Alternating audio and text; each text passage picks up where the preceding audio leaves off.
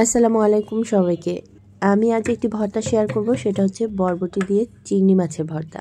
গরম ভাতের সাথে এত মজা, তবে চলুন দেখে নিই। আমি ফার্স্টেই বরবটিগুলো এভাবে কেটে নিয়েছি। এবার এটা সেদ্ধ করে নিতে হবে। আর চিংড়ি দিয়ে দিলাম একই সাথে, আধা সেদ্ধ করে নিব পানিতে। সামান্য লবণ এবং সামান্য হলুদ দিয়ে এটা সেদ্ধ করে নিব।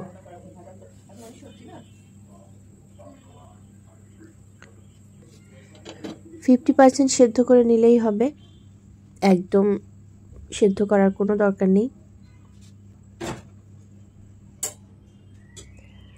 তো এবার আমি তুলে নিচ্ছি এগুলো। এটা এখন পাটায় বেটে নিব। একদম মিহি করে বাটবো না,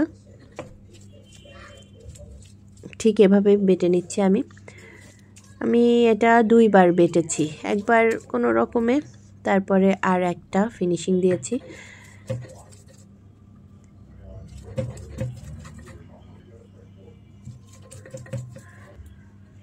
তো এই ভর্তাটা বেশ মজা লেগেছে আমার কাছে, যার কারণে আমি শেয়ার করতেছি। আর গরম ভাতের সাথে খেতে তো ভর্তা মানেই মজা আমার মনে হয়। এবার আমি কিছু কাঁচামরিচ এবং কয়েকটা রসুনের কোয়া নিয়েছি, আর সাথে লবণ। এটাও আমি খুব মিহি করে বাটবো না, চাইলে মিহি করে নিতে পারেন যদি এভাবে খেতে পছন্দ না করেন। তো আমার একটু মিহি কম হইলেই বেশি ভাল লাগছে আর কি, এই জন্য আমি এভাবে করে নিয়েছি। আর এটা আমি একবারই বেটে নিলাম।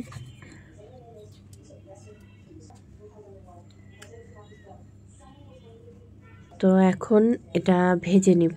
সরিষার তেল দিয়ে দিয়েছি, পরিমাণ অনুযায়ী দিলেই হবে। আর কিছু কাঁচা পেঁয়াজ কুচি, আমি পেঁয়াজটা হালকা করে নরম করে নেব, একদম লাল করে না। এবার মরিচ আর রসুনের পেস্টটা দিয়ে দিলাম। এখন দিয়ে দিব বরবটি, যেটা আমি বেটে রেখেছিলাম। কিছু সময় ধরে নাড়তে হবে, একদম যে পুড়িয়ে ফেলবো তা না। তো আমি লবণ দিয়েছি, একটু লবণ কম হয়েছিল তাই। তো বেশ আমি প্রায় 5 থেকে 7 মিনিট এভাবে নেড়েছি। নাড়তে নাড়তে মানে বাটার পরে একটু হালকা পানি বের হয়, সেই পানিটা শুকিয়ে নিলেই হবে।